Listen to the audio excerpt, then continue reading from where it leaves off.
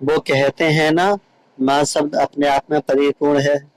दुनिया में हम चाहे कितने भी रिश्ते से क्यों ना बंधे हुए हों, लेकिन माँ के बिना हमारा जीवन अधूरा होता है। हर रिश्ते को आपसे कुछ पाने की आस रहती है, लेकिन माँ का पुत्र के बीच का एक ऐसा रिश्ता है जो एक माँ अपने संतान को जीवन पर्यंत सिर्फ देना जानती है। माँ भूखी सो सकती है, लेकिन कभी भी अपनी संतान को भूखे पेट सोना सपने में भी नहीं देखना चाहती।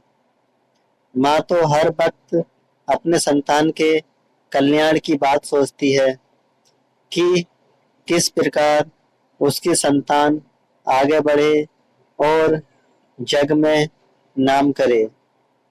एक दिन थॉमस अल्वा एडिसन स्कूल से अपने घर आया और स्कूल से मिले हुए पेपर को अपनी माँ से देते हुए बोला कि माँ, मेरे शिक्षक ने मुझे यह पत्र दिया है और कहा कि इसे केवल अपनी माँ को ही देना।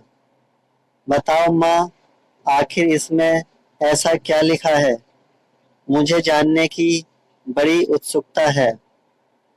तब पेपर को पढ़ते हुए माँ की आंखें रुक गईं और तेज आवाज में पत्र पढ़ते हुए बोली, आपका बेटा बहुत ही प्रतिभाशाली है।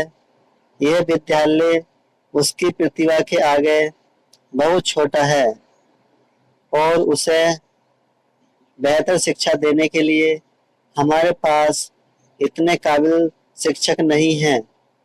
इसलिए आप उसे खुद पढ़ाएं या हमारे स्कूल से भी अच्छे स्कूल में पढ़ने को भेजें। ये सब सुनने के बाद एडिसन अपने आप पर गर्व करने लगा और माँ के देखरेख में अपनी पढ़ाई करने लगा।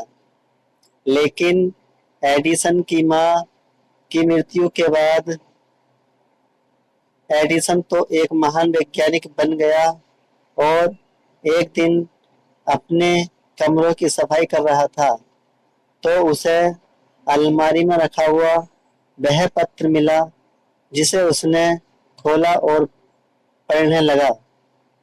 उसमें लिखा था कि आपका बेटा मानसिक रूप से बीमार है, जिससे उसकी आगे की पढ़ाई इस स्कूल में नहीं हो सकती।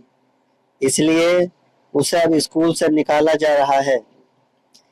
इसे पढ़ते ही एडिसन एक भावुक हो गया और फिर अपनी डायरी में लिखा कि थॉमस एडिसन तो एक मानसिक रूप से बीमार बच्चा था, लेकिन उसकी माँ ने अपने बेटे को सदी का सबसे प्रतिभाशाली व्यक्ति बना दिया।